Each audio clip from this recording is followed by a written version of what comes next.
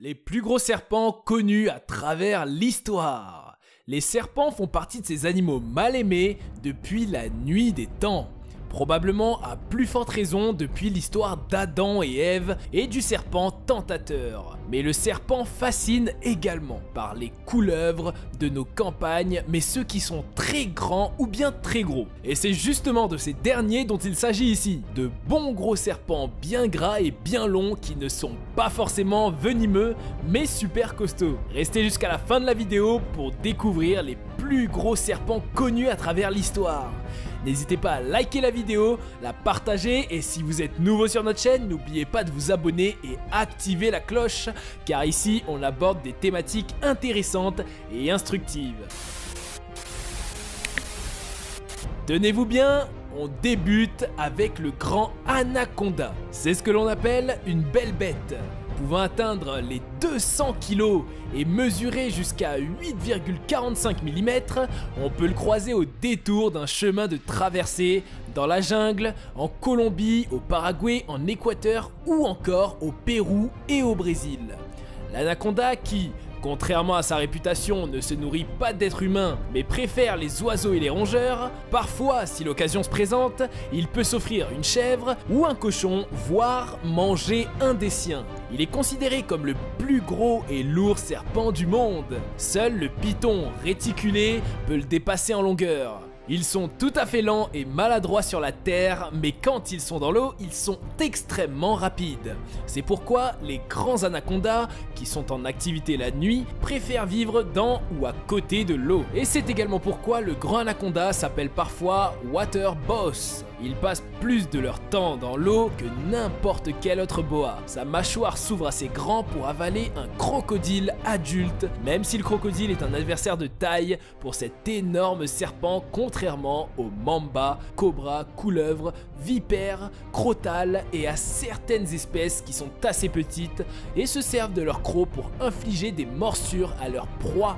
Ces spécimens, ces anacondas géants se servent de leur corps en s'enroulant autour de leur proie, une technique qui les étouffe et qui conduit la plupart du temps à la mort. Ce sont tous des serpents très dangereux et il est faux de penser que tel un serpent, il doit être venimeux.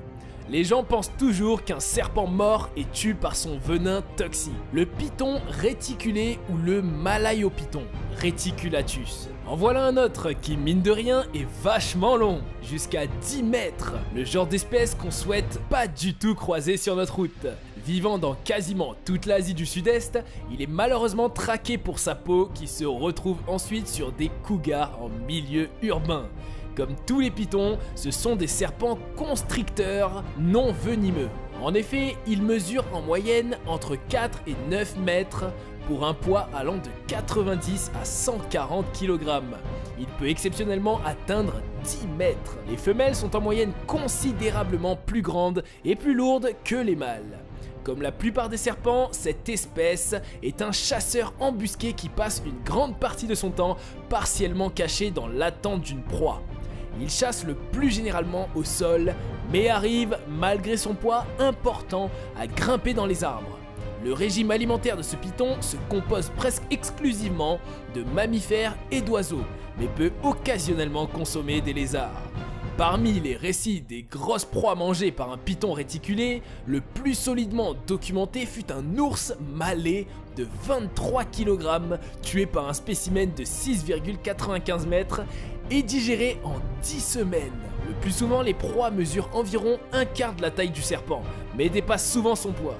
Et comme tous les pythons, il tue par constriction. Le titanoboa, le plus grand serpent de tous les temps. Large de 80 cm, long de 14 mètres et pesant plus d'une tonne, le titanoboa arborait des mensurations absolument gargantuesques pour un serpent. C'est aussi long que les plus grands bus scolaires. Titanoboa cerrejonensis, traduit littéralement par le titanesque boa de Cerrejón, était, avant la découverte des premiers fossiles en Amérique du Sud, en 2009, une espèce de serpent totalement inconnue des scientifiques et paléontologues. Et depuis, les restes de 29 titanoboa ont été découverts dans des mines de charbon en Colombie, à Cerrejón, composées de vertèbres, de mandibules et de fragments de crâne. Cette espèce aujourd'hui éteinte a vécu il y a 60 millions d'années sur le continent sud-américain et se rapproche du boa constrictor actuel, qui vit lui aussi en Amérique du Sud. L'analyse de certains fossiles retrouvés a permis d'établir un lien entre le milieu dans lequel vivait le titanoboa et sa taille. Cette étude a été initiée par Jonathan Bloch, chercheur à l'université de Floride, qui a dirigé les fouilles à l'origine de la découverte de cette espèce. L'analyse des sédiments dans lesquels les restes du titanoboa ont été découverts ont également montré qu'il s'agissait d'un animal aquatique. Il vivait à proximité des rivières à fort courant où vivaient des tortues d'eau douce géantes et des crocodiles qui, à en croire les restes retrouvés, constituaient une majeure partie de son régime alimentaire. Il rétrécissait sa proie et la consommait en entier. Comment le titanoboa a-t-il disparu ? Les scientifiques pensent que si son existence était intimement liée au climat chaud et à l'humidité du milieu qui l'entourait, un assèchement des points d'eau ou un détournement du cours des rivières aurait pu lui être fatal. Le boa constrictor. La plupart des boas ne sont pas si gros, mais les spécialistes en trouvèrent de plus de 30 kg qui mesuraient parfois plus de 4 mètres. Pas aussi important qu'un anaconda, mais pas vraiment une vipère lambda non plus. Le boa constrictor est originaire d'Amérique centrale et d'Amérique du Sud. Le boa constrictor nocturne s'adapte très bien aux conditions de vie très différentes, des étés principalement humides et chauds et des hivers frais. Il se sentira également à l'aise dans votre terrarium si vous l'élevez de façon adaptée à son espèce. Il se reconnaît à sa large tête presque triangulaire qui se rétrécit brusquement vers l'avant. Une ligne claire va du front au museau du serpent géant. Leur peau a en règle générale une couleur de base blanche crème à grise brune. Lachesis, un serpent facile à retenir, et le fer de lance, ou Lachesis, dont le nom latin a été traduit par mort silencieuse. C'est le plus grand serpent venimeux des Amériques qui atteint parfois 3 mètres. Ils sont connus pour leur tête en forme de cercueil, ce qui est approprié car il est mortel. Le Lachesis est souvent décrit comme étant agressif, excitable et imprévisible lorsqu'il est dérangé. Comme la plupart des serpents, il préfère fuir le danger. Mais si on le dérange, il change soudainement de direction et vous énivre de produits chimiques très dangereux. Le Lachesis est une vipère des fosses, ce qui signifie qu'il utilise des fosses de détection de chaleur de chaque côté de sa tête comme capteur infrarouge. En gros, il voit le monde comme nous le faisons avec l'ajout du spectre infrarouge, un peu comme le Terminator. Dans l'état de Lara au Venezuela, il est responsable de 78% des morsures de serpents. Le python birman.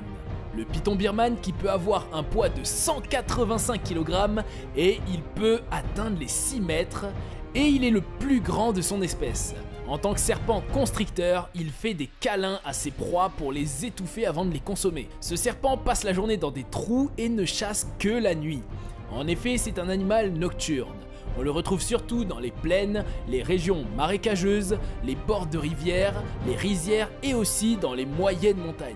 À l'affût, le serpent s'enroule autour de sa proie et resserre l'étreinte pour l'étouffer. Un python de 8 kg exerce une pression de 35 kg par centimètre carré. L'acte de constriction par un aussi grand serpent suffit généralement à tuer sa victime qui meurt asphyxiée une fois la circulation sanguine coupée.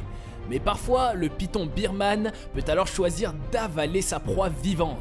Les serpents constricteurs sont très sensibles au battement du cœur de leur proie. En temps normal, un python ne relâche pas cette mortelle étreinte tant que le cœur de sa proie n'a pas cessé de battre. Ce qui peut être plus long dans le cas des reptiles comme les crocodiles et les alligators. Des siècles d'évolution leur permettent de se passer temporairement d'oxygène. Le python de Seba. Le python de Seba, on peut trouver cette espèce en Afrique et d'ailleurs, il est le seul grand serpent africain dans le monde. Il peut atteindre environ 7,5 mètres et pèse dans les 100 kg. Avec ses fossettes thermosensibles, il détecte la présence de mammifères à proximité de lui et surtout les antilopes. Il vit dans la savane, les prairies, les plaines, les environnements boisés, les marécages, les environnements rocailleux, le plus souvent à proximité d'un point d'eau, rivière, étang, lac. Le serpent évolue au sol, mais est également un bon nageur et peut rester en apnée de longues minutes en attendant une proie. Quand il ne chasse pas, il se cache dans un terrier abandonné, là où la température reste constante. Le reptile peut vivre jusqu'à 2000 mètres d'altitude. Le serpent est solitaire. Les rencontres entre congénères ont lieu seulement lors de la période de reproduction. Les pitons de Séba chassent leur proie à l'affût, soit au sol, soit immergés dans l'eau en attendant qu'un animal vienne se désaltérer. Une fois que la proie repérée se situe à proximité, le serpent effectue une détente rapide de son corps et mord l'animal. Puis, très rapidement, le reptile s'enroule autour de sa proie et la comprime grâce à ses anneaux qui se resserrent de plus en plus, entraînant la mort par asphyxie de cette dernière. Aucun prédateur ne risquerait de s'attaquer à un serpent adulte. En revanche, le reptile est vulnérable lorsqu'il est en pleine digestion après avoir ingéré une grande proie. Il peut alors être la proie de léopards, de lions ou de hyènes. Le python Molurus. Le python Molurus qui atteint un poids de 100 kg pour sa longueur d'environ 6 mètres. Son nom est un peu hilarant, mais ce n'est pas le cas de la bête car elle est capable d'avaler des proies plutôt costauds et grandes avec sa mâchoire spéciale. Il brise les os de sa proie en les étouffant. On trouve cette sacrée espèce en Inde, au Vietnam, au Pakistan et en Birmanie. Également appelé python indien ou python à queue noire, ce sont de purs carnivores et se nourrissent indifféremment de mammifères, d'oiseaux et de reptiles, mais semblent préférer les mammifères. Lorsqu'il recherche une proie, le serpent avance avec une queue tremblante et se fend avec la bouche ouverte. La proie vivante est étranglée et tuée. Incapable de respirer, elle succombe et est ensuite avalée la tête la première. Après un repas copieux, le python Molurus n'est pas enclin à bouger. Si on le force, des parties dures du repas peuvent déchirer le corps. Par conséquent, s'il est dérangé, il peut vomir son repas pour échapper aux prédateurs potentiels. Après un repas copieux, un spécimen peut jeûner pendant des semaines.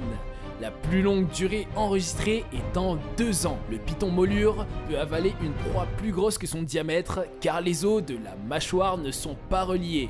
De plus, la proie ne peut pas sortir de sa bouche en raison de la disposition des dents, qui sont inversées.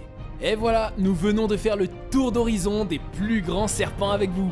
Merci d'être resté jusqu'au bout et on se retrouve sur Cultination pour de nouvelles vidéos. A bientôt les amis.